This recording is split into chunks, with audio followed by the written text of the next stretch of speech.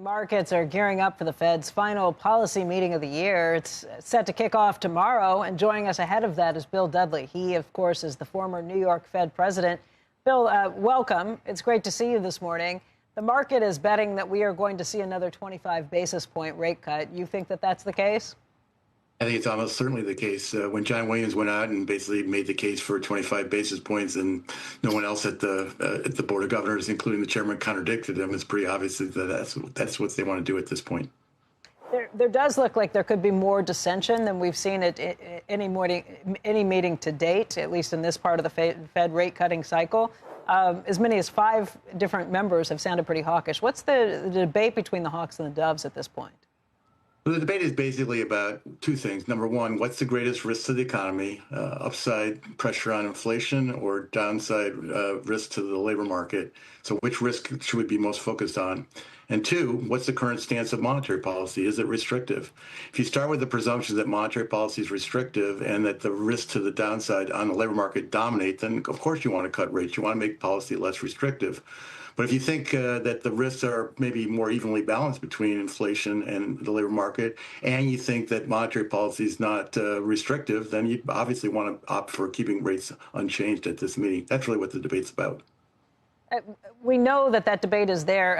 How vitriolic of a debate is it? Or do you think that these are people who see things fairly evenly?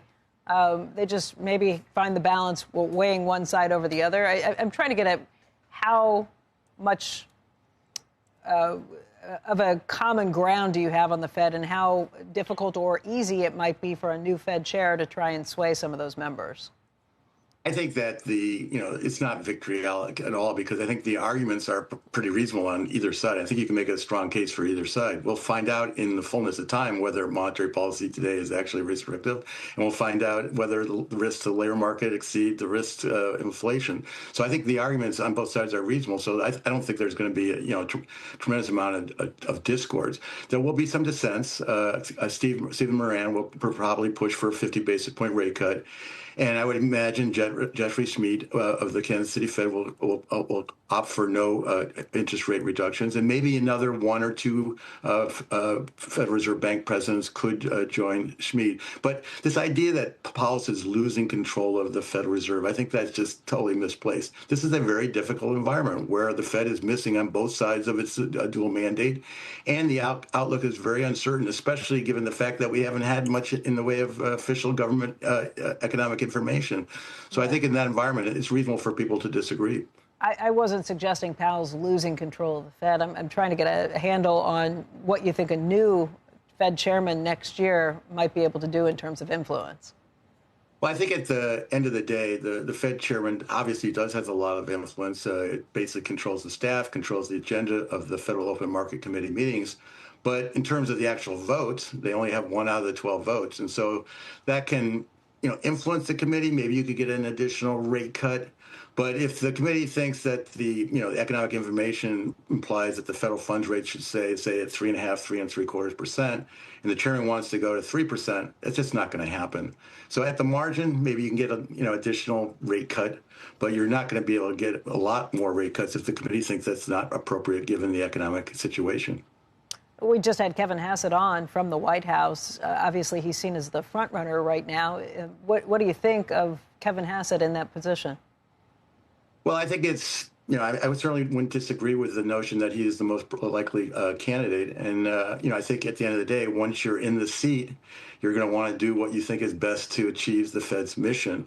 So while today he might think that significant rate cuts are appropriate, I think once he's actually at the Fed and working with the staff and the other members on the Federal Open Market Committee, I think he'll probably be, maybe a little bit less enthusiastic than he is today when he's sort of campaigning for the position. The FOMC earlier this morning, Ed Yardeni called them the Federal Open Mouth Committee.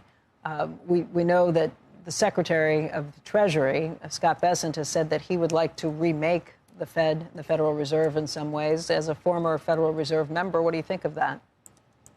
I think there is a lot of chatter, and it gets a lot of attention.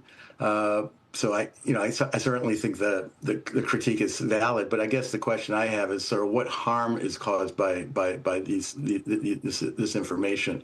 I think people who are focused on the Federal Reserve understand that the people you really want to pay attention to are Chair Powell, John Williams, Philip Jefferson, the two vice chairmen, the vice chairman of the board and the vice chairman of the Federal Open Market Committee, and follow what they're saying. And yes, other people can have their opinions, but just don't overweight them. And so I think that I think the Treasury Secretary's critique is accurate, but I think the consequences of this chatter are pretty small.